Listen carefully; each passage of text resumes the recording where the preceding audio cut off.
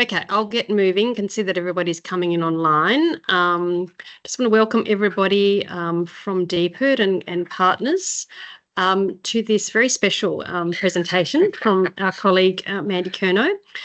Just firstly, I wanted to acknowledge that we're on Whadjuk Noongar Boodja and pay our respects to elders past, present and emerging. So it's my absolute pleasure to step in and do an introduction for Mandy. She's known to all of you, I think, or most of you, but Mandy's done something very special and she's going to talk to us about what she's learnt as part of a conference that she attended in the European summer. For those of you who don't recall, Mandy was the DPIRD emissions lead prior to her retirement. Prior to that, she was a senior development officer with the livestock program and worked very much together with the team down at Katanning, and I can see a number of them are online, working on the project to make Katanning our jewel in our research crown in terms of livestock, our Katanning Research Station carbon neutral, which is the topic of her presentation that she made to an international conference. Mandy has ostensibly retired, but that's a long arc in terms of making sure you get through the various leave requirements that have got to be done when you retire from your government service. So there's a tip for those of us at that end of the game. But we're very lucky that she's then able to come back and have a chat to us as colleagues. Mandy did just mention to me then that she's not been at work in a workplace for some time, so so her language might be a bit more colourful than than she's used to. But I said, Mandy, you be Mandy, so that's all right. We are recording this, so our colleagues who can't make it can listen in on. So enough babbling from me. I'll hand over to Mandy, and she's got a stunning presentation that will make us all want to book holidays shortly. Thank you, Mandy. They were the holiday snaps, not the presentation that was stunning. But sorry, it's a bit. I've got the light behind me there, but you don't need to see me anyway. So great to see some faces that some faces I don't know, but some old faces. The gang's pretty much familiar. Sorry, yes, familiar. And as Kareem was alluded to, don't try and resign until you've got everything squared away with HR, because as they calmly told me, the HR system doesn't reflect what actually our requirements are. So that's a bit of a tip. But great to have you on board. I am going to not really share my holiday snaps, but I am going to share with you some of the bits around the conference, which I was very lucky to attend. Now, can everyone see my screen as a PowerPoint? Or do I have to share it? Sorry, I've even forgotten what I've got to do here. Share. Share. Window. Where are we? Yep, that one. This one. And then move it into mode. Push that one. Click on that. Oh, that's what I did. Yep. Right. So I was very lucky and to go to this conference. It sort of came about because UWA had been asked to present at this conference because they've joined the European Animal Production Society for their living laboratory at Ridgefield. But they felt that we'd done more at Katanning and we had more to talk about. So they suggested that we do it. But since I happened to be in Italy at the time and work, DPIRD kindly paid for my conference registration and one night's accommodation. So getting all of that off. But Florence is a beautiful city, and the conference was right in the city centre, so it was pretty stunning. Now we're going to be able to. Yeah, right.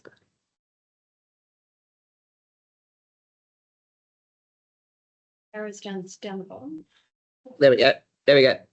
Sorry. This was the name of the presentation I did. And Darren's on the line. Justin Umair's on leave. Oops, now we're going back up there. But it was very much about what we'd been doing from our approach from an adoption perspective, I suppose. But I'm not going to bore you with that because you can have a look at that at any time. But the conference itself was really a focus on food quality, feed additive sustainability across mainly Europe, but there were a lot of Americans in the audience as well. But there were papers on insect nutrition, which I just hadn't even considered, and a few other bits and pieces. But what I was stunned to see in one of the talks was Beth Paganoni presenting on freeform dance to improve the wellness in dairy cattle in France. Turns out it wasn't actually Beth, but it just looked like Beth. And they presented a paper about how, because they have a sort of faceted approach to animal health and welfare, and so this team decided that they would do interpretive dance in the dairy paddocks to really engage with the cows and make their life better. As you can see the look on the cow there, it's a bit like, what the hell is he going to do? But they did report the only significant outcome of the project was that the dairy workers were quite happy to see them because they would have a lot of fun and laugh a lot when they were dancing in the paddock. No, I'm not kidding. Everyone else in the hall is just going, wow. I was so gobsmacked looking at the vision that I can't remember what. So there's some great opportunities out there in the livestock world if anyone's looking for some new research. The art intersection with livestock. Yeah. That we didn't know we needed. Yes, but I thought Beth was obviously on the money there. But getting on to other things, I've just written down some of my notes and also got some screenshots of some results, and I can send it to people if they need to. And where there's a screenshot, I've always tried to get the name of the author is at the top of the page. They haven't yet put all the presentations up on the site. They will do soon. They're meant to have done it this week or next. Questions at the end, Mandy. Sorry? Answer the questions. Yeah, I'll answer the questions at the end. No, did I? Oh, here we are. This first bit was really quite interesting. It was a massive study where they asked people about the eating quality and animal welfare, high animal welfare outputs, and they did huge taste testings with conventional agriculture, animal health and welfare, and enhanced animal welfare. And the taste test showed huge differences in the quality, except when you dissected down, and because they asked them what their agreement was with animal welfare, what their other beliefs were. So people who weren't strongly either way about animal welfare, they felt happy that what they ate was fine. They couldn't taste the difference. But the people with high animal welfare expectations said, oh, that one tasted so much better. They were actually the same meat. They just labelled them differently. So, and it's this individual morality question, and they referred to another really large study on organically labelled foods where people would routinely say organic foods had so much higher taste and better, but when you actually look into their beliefs, there's not actually a difference. So that was it was a really big study. One for Johnny here. So the Danish government, and I didn't get a chance to talk to this guy afterwards, so I needed some more detail. But from 2025, all dairy cattle have to get 60 milligrams of Bovier or 3-NIP additive, or some sort of fatty acid. I want to clarify that for 3 months of the year, and they calculated that will. This is the stuff that I was working on. They're only just getting around to implementing it. Yeah. So it's sort of starting to. I knew you'd be onto it. You see. But it was one of the few things that were going to be legislated quite early. There were people talking about things in the future, but that one was there. There was a whole lot on herbs and botanicals, and a lot of them were PhD papers, so they were quite narrow. You know, we tested one small compound and we did this or did that. But the citrus extract fatty acid feeds, they got good growth performances. And because they had growth performances, they could actually reduce the emissions in pigs and chickens. But the big one was the land use. They did full life cycle analysis where they look at land use, water use, as well as carbon emissions. But Agolin, the company who's doing a lot of work here in Australia, they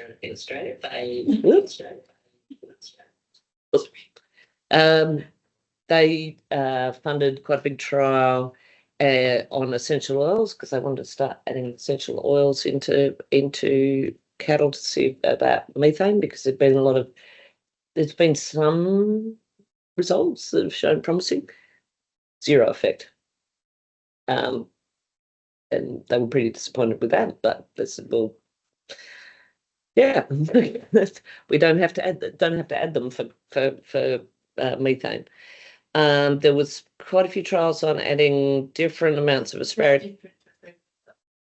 There have been some that have shown some results, small amounts, and then other papers that haven't found it. So that was yeah, it was interesting that Agolin did that, because I thought they might have actually sat on that paper, to be honest. So that's good, isn't it? Yeah. There was feeding Asparagopsis through water. In this study, they had zero effect on methane. They're not quite sure why. There was some other bits and pieces around. There were quite a few companies there who are growing Asparagopsis on land, mainly because they can get hold of it, and they'd had really variable results, similar to ocean grown. Some was better than others. They did get one strain that they were very, very excited by, but of course they weren't sharing what that was. But that was a land grown Asparagopsis. There was quite a lot on different fats and oils and growth and reducing methane intensity. So quicker you grow them, the lower. And for the non-animal scientists, I won't go into too much detail on this, but there was some interesting stuff where they're trying to look at different feeding combinations of hard feed and pastures and additives, because they have to feed more anyway. So they're really playing around with a lot of that sort of stuff. So what does that mean for the non-animal scientist people? Well, they had a lot of they've got a lot of rapeseed base and a lot of maize, and so they were really trying to get an idea whether there was better or worse. But for methane, there wasn't.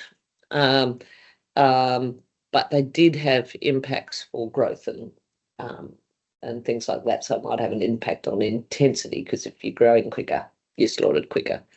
Or if you're a dairy cow, you're producing more. But what's the summary of that? That they grow faster with a rape diet, so therefore their emissions are less because they're just growing faster. Yes, but it's over their life. The rape's not making any difference to their methane concentrations that they're expressing.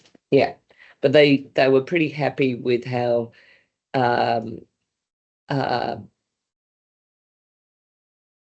rapeseed was going to be useful, but they needed to make sure they weren't combining it with different feeds. But now CSIRO has figured out their new, we've just unleashed this knowledge about canola leaves that that we can use for ethanol production, but I think we already knew that. But CSIRO are very good at packaging it up into a news story that makes national headlines. That one's for Danny. Who I'm not sure whether Danny's on the line. I think he was. But I can get him a paper on that. There's a whole lot about replacing soy in diets, just like we've been talking about here about chickens and pigs, chickens in particular. So the West Australian chicken industry is very exposed to soybean meal diets from South America.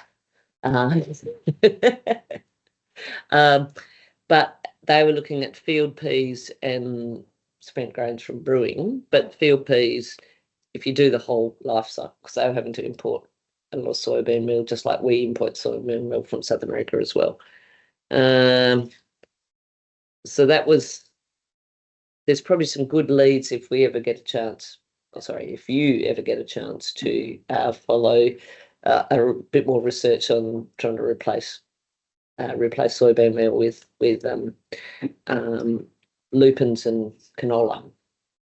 So there there's quite a body of work happening out there which I hadn't been aware of.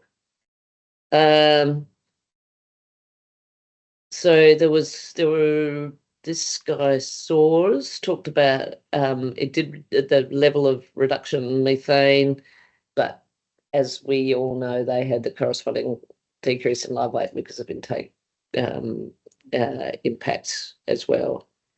But if your carbon footprint's more important than kilos of production, then if you're going to get paid double for a carbon neutral piece of beef, well, you can probably forego some growth changes. But they wanted to test it that the asparagopsis provided in oil had no adverse health effects. But they didn't resolve that though still. So they done short trials, and there was another paper where they looked at meat, they analysed meat from animals, long-term addition. It's a bit like us having long-term chemicals. You might not pick it up. But that was something Beth was really keen to follow up in sheep as well. There was quite a lot of work. Great name, Mr. Trump presented this for 24. Flatly, it's double P, but they were trying to move out of the ryegrass monocultures and trying to get numbers on adding legumes to the mix.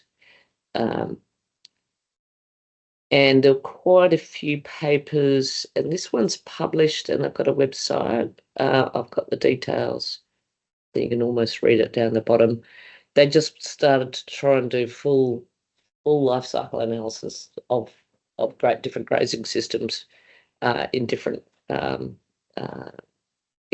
areas in France.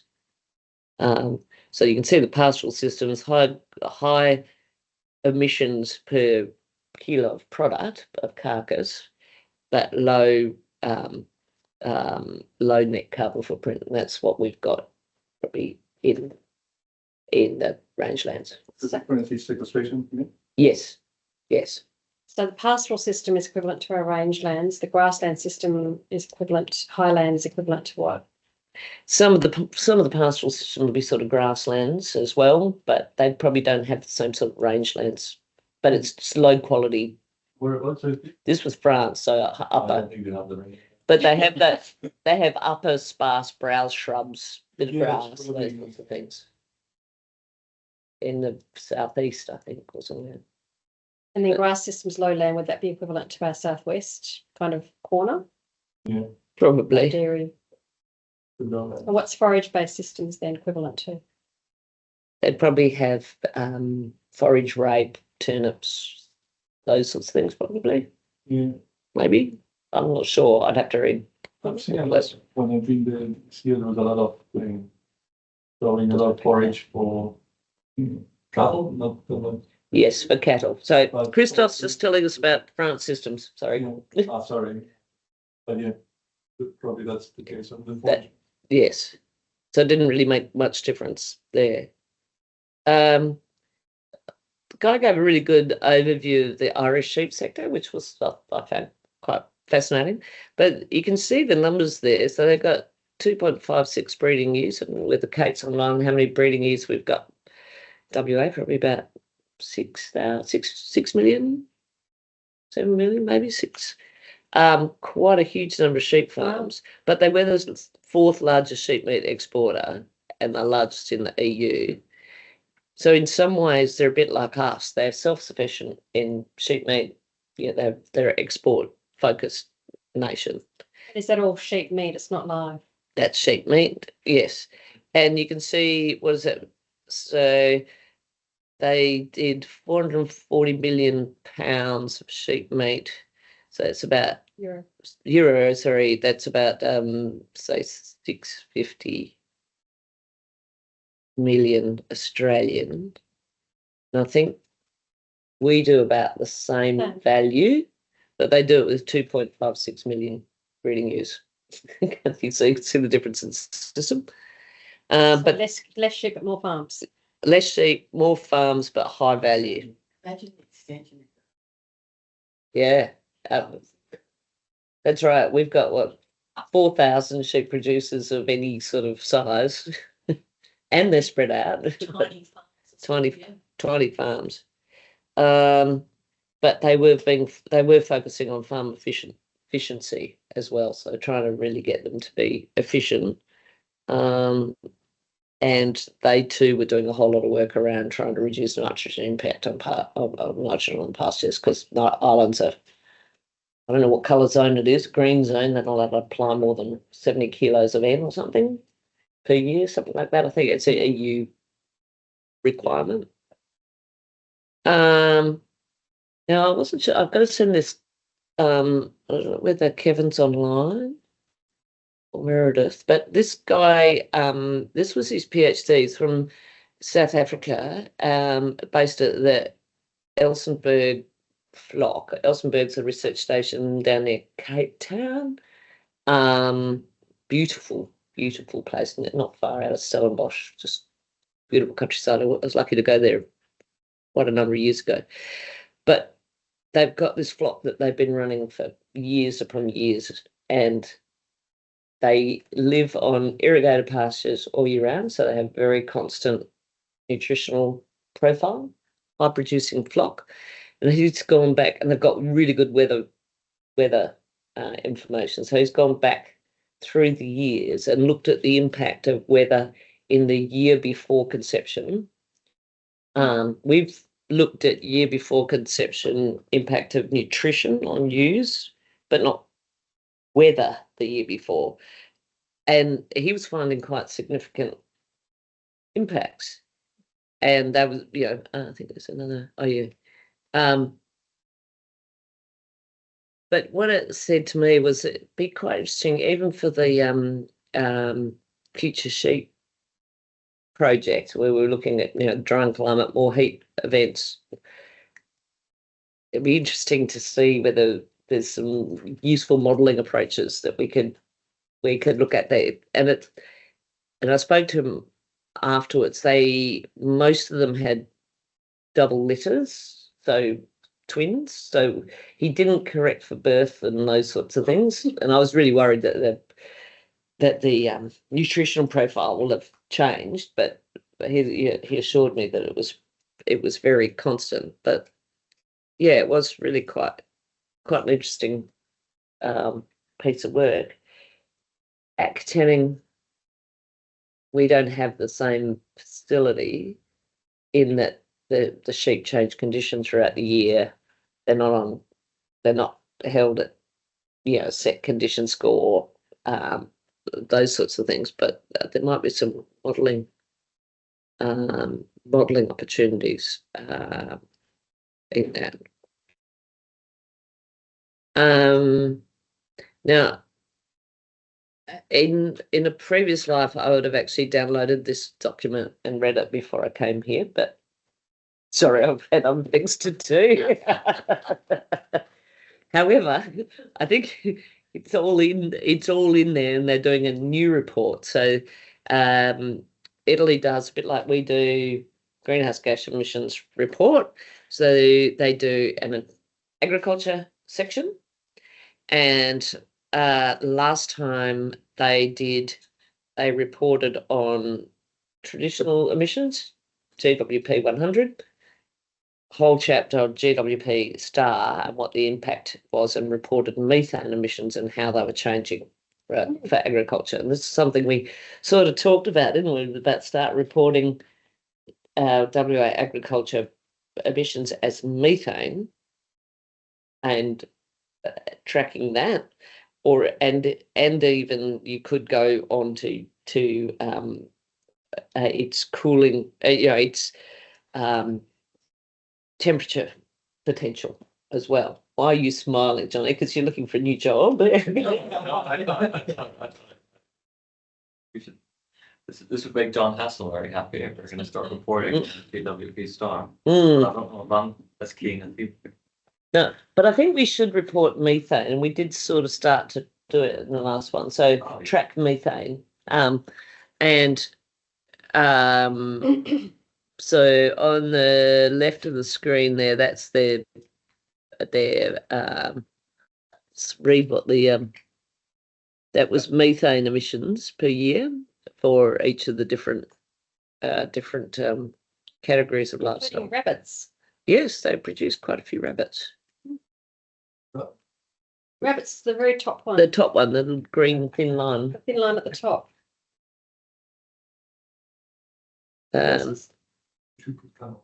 As horses on there, horses are on there. Yeah, this is quite a big. And mules horse and meat. asses. So I never thought I'd see that in a greenhouse gas thing.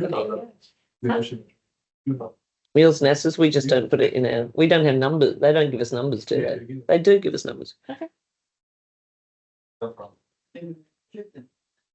Yeah, so we can then claim the reduction in methane. That's a It's a good. Get back here. We'll say that later. Yes. Regulatory issue. with the donkeys. I haven't seen it, but yeah, it was interesting. And they also are presenting their data like this, like us. They've had a gradual reduction in their cattle herd, which is impacting their emissions. So they did the calculations that way, and you can see highlight the dairy cattle, non-dairy cattle, with GWP star, done that, and then down here they've been presenting both GWP 100 and GWP star. That was they did a calculation of global livestock, and then this is Italian figure. That's Italian figures on the right there. I always have with these people says, why they choose 2010 as a baseline? That they start what? 2010 is the baseline. Why do they start in 2010? Yeah, because to my understanding, the GW start really dependent on where you put your baseline. Yes, and I think Frank Mittler was talking about, because it's a 20-year sort of a nominal thing, that when we did a bit of a look at it, we started at 2005 and to 2025. WA looks really good because we've lost a lot of sheep. And exactly. I'm going to ask which way their top was going. Yeah, their beef cattle herd's going down. That's why they did it then. Yeah. All that cattle probably going up. Yeah. Yeah. But also it's a moving thing. So if our flock stabilises, then we stabilise as well. And have I got the slide here? No. I didn't put it in. So Africa and Central Asia are the ones, if you use GWP star, it's going like this. So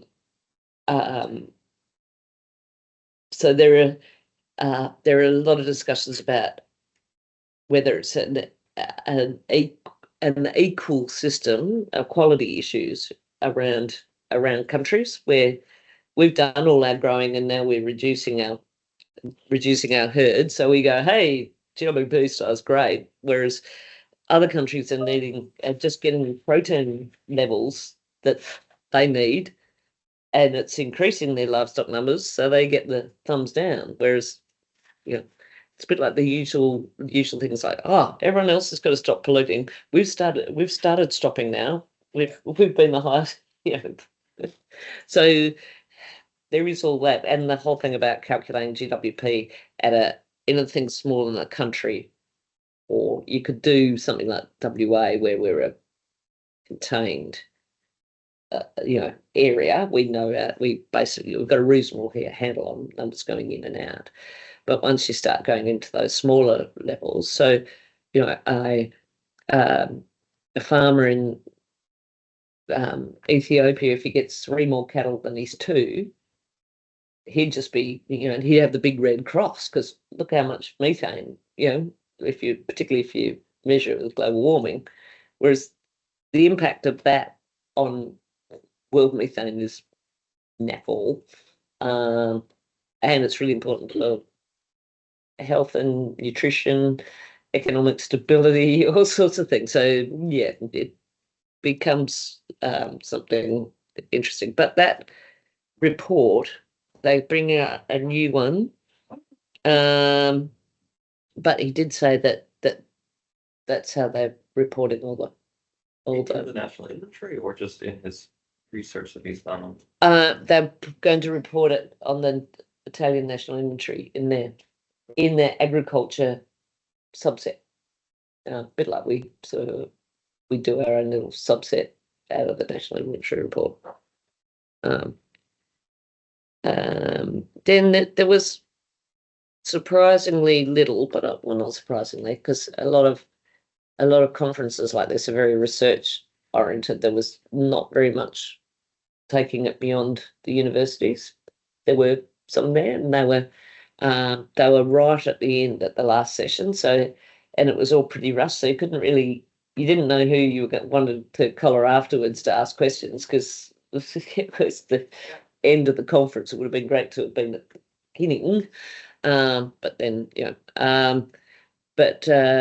these guys, there's some really good data portals. These guys, the way they'd displayed their living laboratory, their farm as well. Where is this from? That was Wales, I think. So,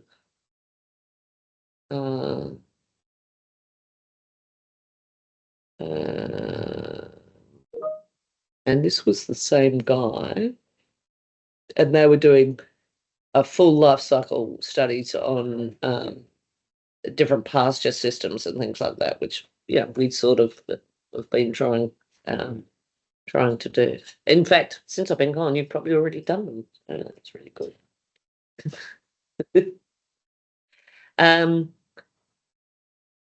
I really like this. This was what's in a kilo of lamb. So as a bit of a visual, it would have been interesting to put the water as well, I would have thought, because of all that, the negative publicity for years about how many, millions of litres of a kilo of beef takes to raise. When they did the calculations in Australia, sorry, I'm going back a bit. When they first did the calculations in Australia about how many kilos of water it took to get a kilo of beef, what they did, and they weren't Australian who did the study, what they did was worked out how many kilos of beef produced in Australia overall, tick, and then how many hectares of land beef cattle were run on, and what the rainfall was, and they times that to get the water.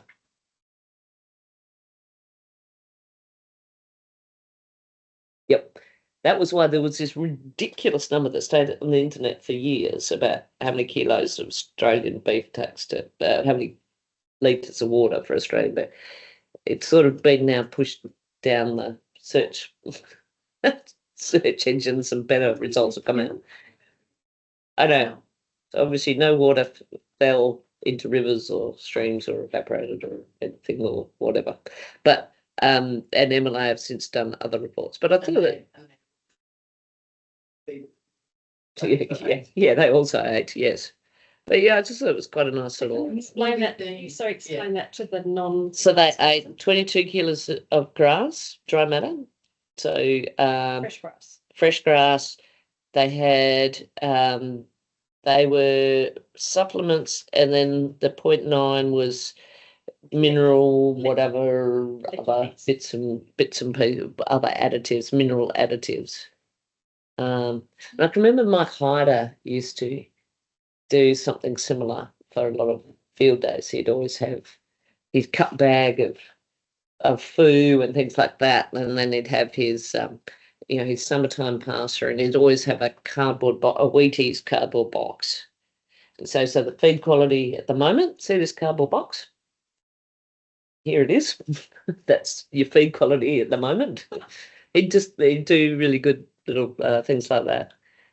They'd also done a lot of work, and I haven't been in. Oh, sorry, this is the Irish one. Sorry, I haven't been into University College Dublin website, but it's all there for people to have a look at.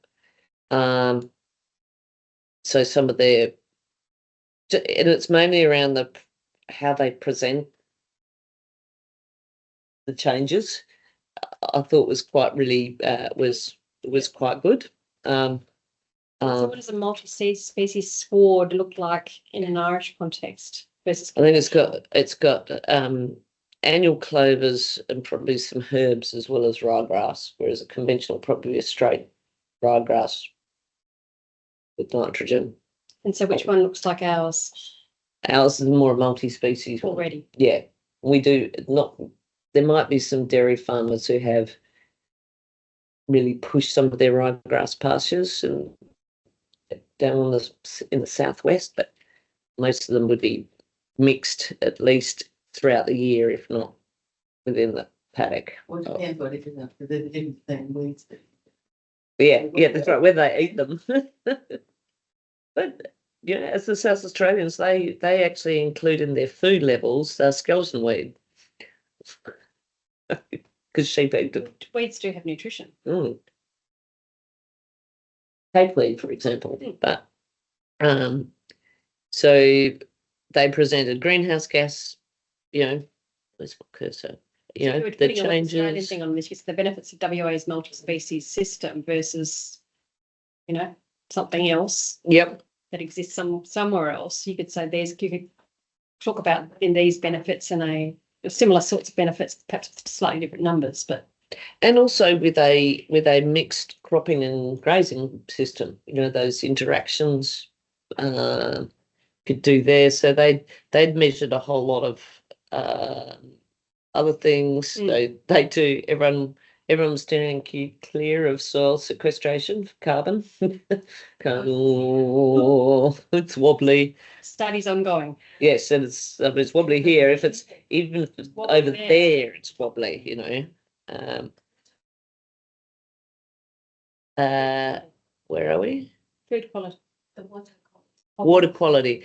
I think a lot of it's about runoff into waterways of, leaching nitrogen and things like that. I think that's what that's about. And I imagine if in Ireland that would probably be that would be good. But there are some key bits in there, and so yes, that was the presentation. Just whilst I was here, I just wanted to show you this is some work that Kate and the team have just pulled together, and just wanted to highlight with just nice graphics. So it was great to be able to show what we're doing and what our expectations are. And you can see the blue stuff is the sequestration, how heavily we're relying on sequestration, given that Asparagopsis isn't yet available, and maybe Bovier. I mean, we might be able to reduce it a little bit by putting Bovier when we've got animals on hard food or whatever. But I think the interesting thing about sequestration, which I don't think a lot of people think of, is that it has a peak point and then it declines, of course. And by 2050, it's all over Red Rover. Yeah. You've got to cut them down and bury them and plant again. And that costs a lot of money. And at the moment, even the funds that we've got available, not treading on people's toes, but the guys are struggling to get enough funds to get this in place so we can achieve this. There's money there, but it was earmarked for adoption. And my plan originally for that adoption piece was that because Katanning's demonstration site, a lot of the adoption development and products and tools need to happen there. But we need to have the stuff to demonstrate. Yeah. But it was just really nice to be able to show something like that, and people asked about that, and they really liked that clarity of stuff. So that was really what I was going to show you. So, and I presented some of the other work that was done through the. You sheep, I can't remember the name. Yes, project. Was Sud help doing some of the modelling here, just on some of the individual scenarios to get some of those scenarios out to farmers. And so apart from it being a beautiful place to be, and I took 3 minutes at the end and said, you've all seen the great stuff we're doing in Western Australia, and Phil Verco had been on talking about the CRC for net zero and agriculture as well, said, come to Western Australia. There's heaps of you PhD students out there. We've got and all the other university bosses laugh because they were all trying to recruit people at the conference as well. So anyway. Well done. Quite excellent. So yeah, any questions? But I can send the link as soon as I get the link to the presentations, because there were 96 sessions of 5 papers each across 10 concurrent rooms for 3 days. Yeah, so like Beth's texted me, are you going to this one? I'm going, no, I'm in another one about 100 metres away. 100 metres away. So we haven't got any specific questions apart from coming at the presentation. So I think what we will do, team, just Any questions up there? No, they're mainly in relation to GWP from Nancy, and it's been answered.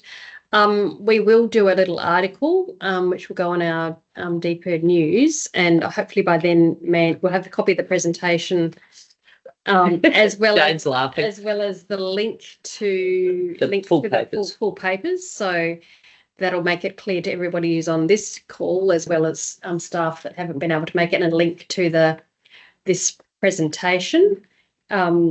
So is anyone online or in the room? So you talked about the meat with the different labels. Mm-hmm. Is it known about meat without labels, when it is organic and not organic? What does that send back to me? That's not. Oh, so they just. Great question.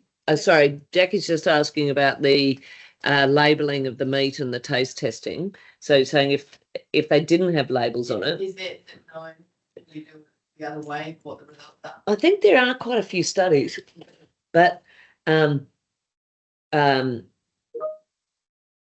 yes, but I'm not sure they delved into people's, and it was the really important bit for them was having not a screening process, but that background knowledge of how people, what their expectations were and what their beliefs were, to be able to divvy it up. Because if they'd just got one cohort where people didn't really mind any which way,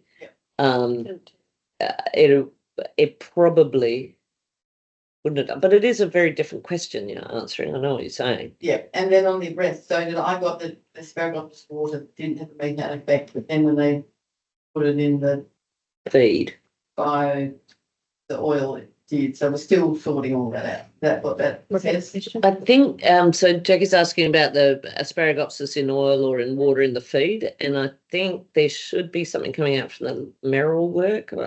Beth, correct me if I'm wrong, where someone was testing water delivery of asparaguses. That's the big aim, wasn't it?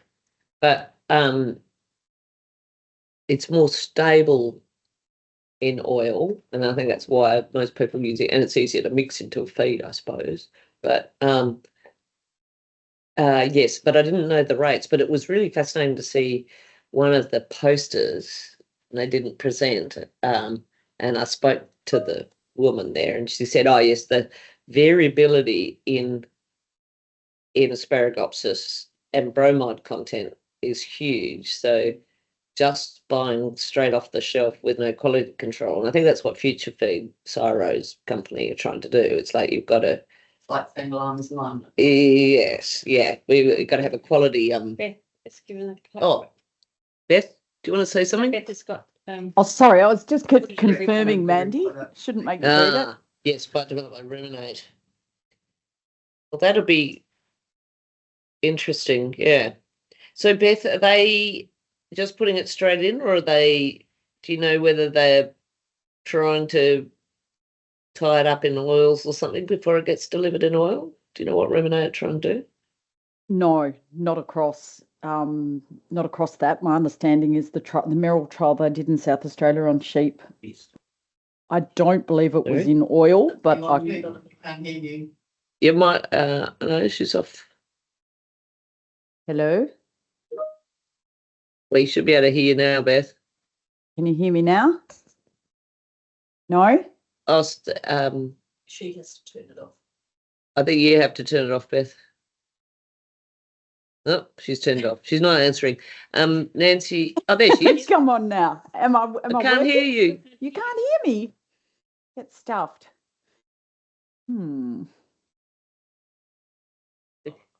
Beth, we can all hear you. Double check I the think it's just them.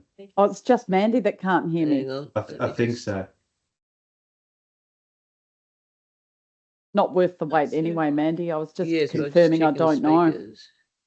We can hear you. Else here, We can hear you, Beth. Excellent. Well, I'll tell everyone else except for Mandy. You won't have to type it, Beth. For some reason we can't hear you. Mandy, can you I hear hope me? you're online to see your presentation, Beth, that you did on love my Freeform dancing. Dance. I'm a better dancer than that Italian So we can't. substitute. We I can't can hear you assure still. you. Well, Nancy, bromide's good or she's bad in feed for cattle? Bromide's the active component in the seaweed to reduce methane.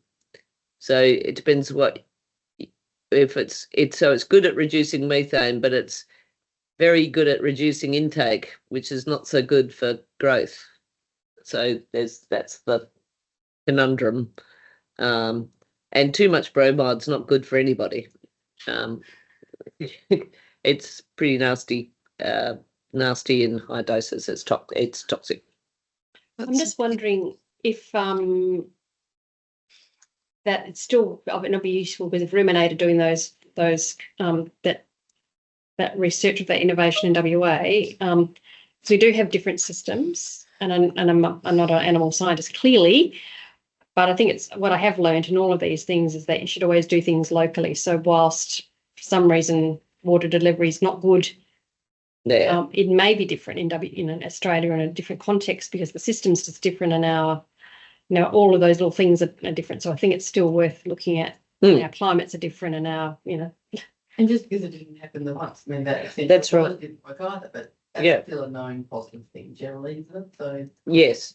So it's big, complex. Yeah. so it's always good to do. It's an argument, I guess, saying overall for always trying things locally and trialing things locally. Just because something was done in Europe doesn't mean it's something we shouldn't be trying here, though it helps focus what we need, our proposal, I guess. And I mean, when you think about it, Beth just put ruminate developing both products of water and an additive, an oil-based additive, and that was some of that work was done at Katanning. But water delivery for pastoral cattle systems, is where they're hoping that they can. I had another question on that quality thing as well. So where people who had different morality attitudes saw the taste of the of the beef, regardless, or the meat, regardless of what system it came up, had a positive attitude. Does that actually change, or did they do any work on whether that actually changed their health outcomes, or was that not addressed? Because if you think something's healthy for you, does that actually? Oh, okay. Does that actually? Does the placebo really work? Does the placebo? Does it work, or was that not part of their work? That wasn't part of their work. So that it was a big survey rather than a longitudinal. You'd have to do a longitudinal. Not an emissions thing, but I was just thinking the health. People think it's healthy and they eat it, and it's healthy.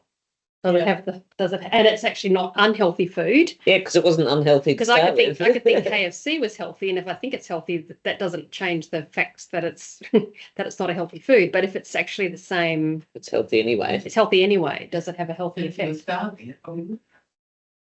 That's right. If you have protein limited, piece of beef is extremely good value for you. The Danish. No, The Danish delegation, was there anyone else talking about carrots and/or sticks or? not really. I was Repeat the question. Johnny was just asking, was anyone else talking other than the Danish group about carrot and sticks government-wise? There was surprisingly little. I was hoping to hear more, given we're in Europe, but I suppose because it was sort of a research forum. Trump didn't say anything. Trump with the two P's. Trump. What proportion of the program was, or of the presentations were related to carbon? Oh, probably about a fifth, or yeah. But that's quite a lot in a conference that big. And there were 1,200 delegates. And Jane, just a note, they did serve a full complement of different wines, local wines, for lunch. Oh my God. Okay. Well, I'm just waiting for the people in there after lunch to be keeling over and going to sleep. But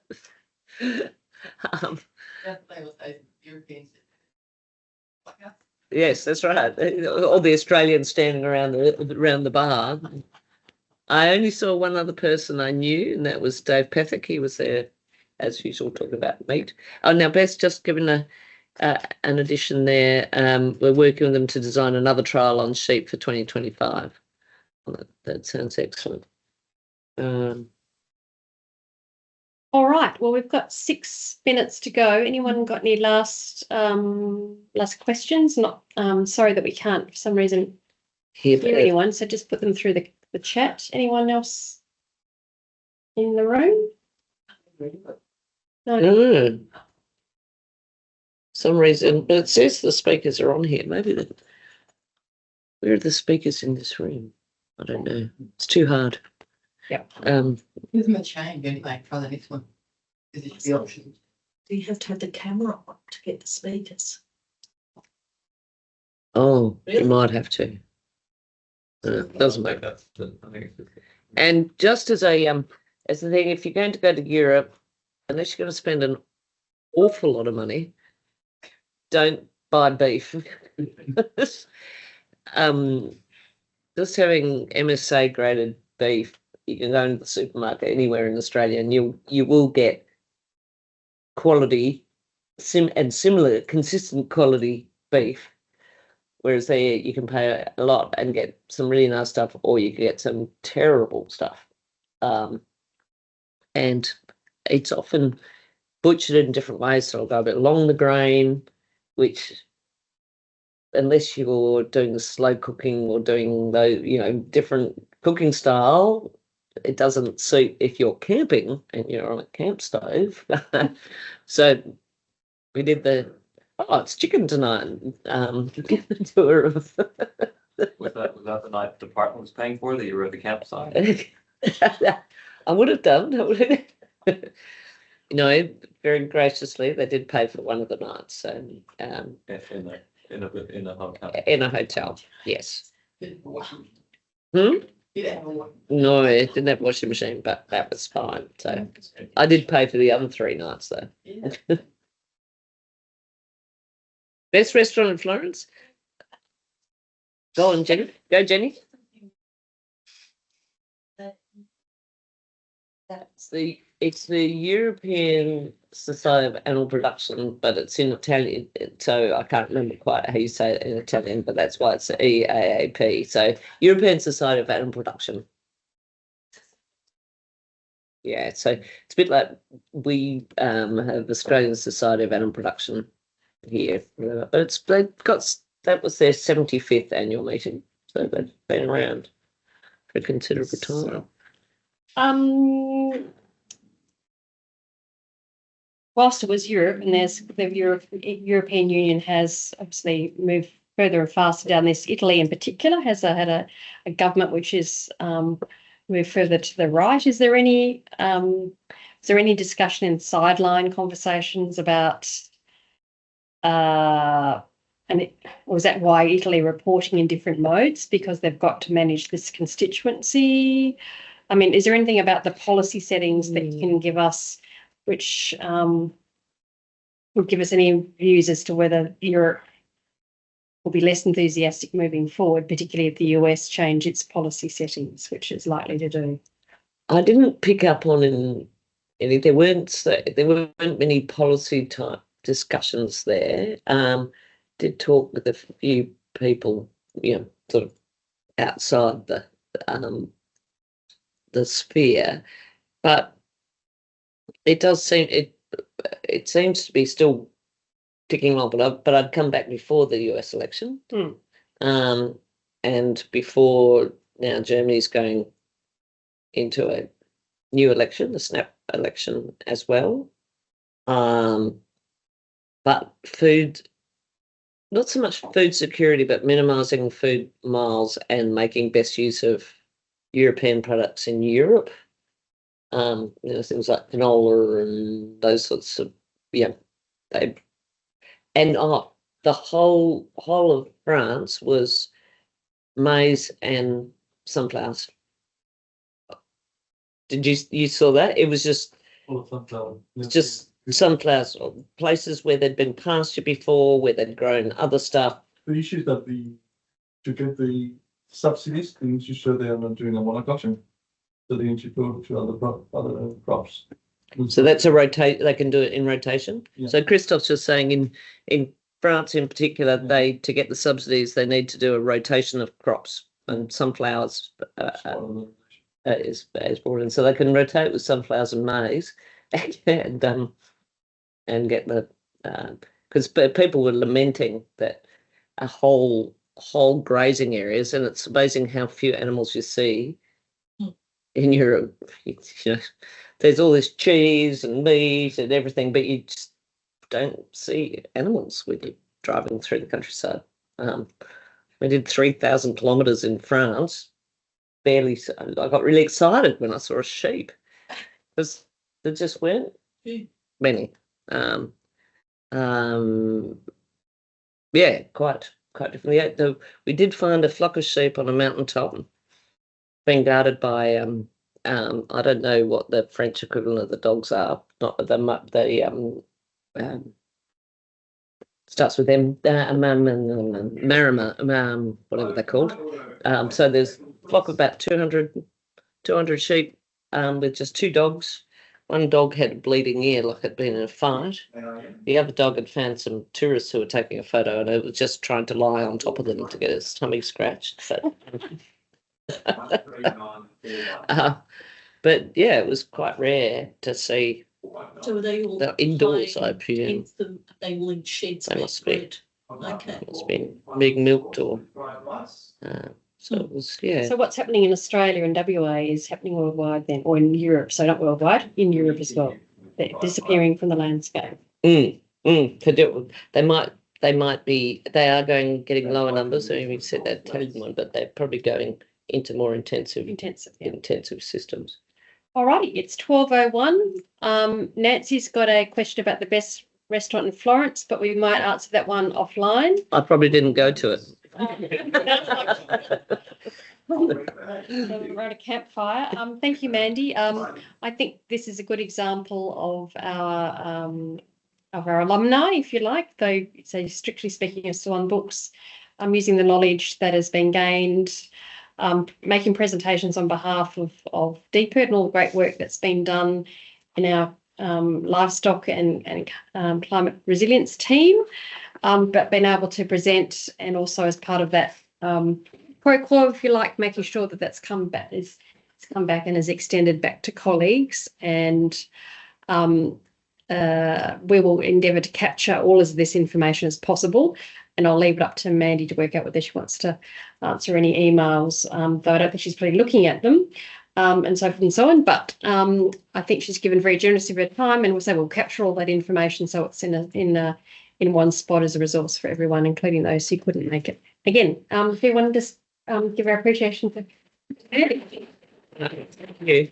And I think, I mean, I was lucky to go, and I don't think anyone else would have been able to been given travel approval to go all the way to Italy to present. I happened to be in Italy at the time, but it really does.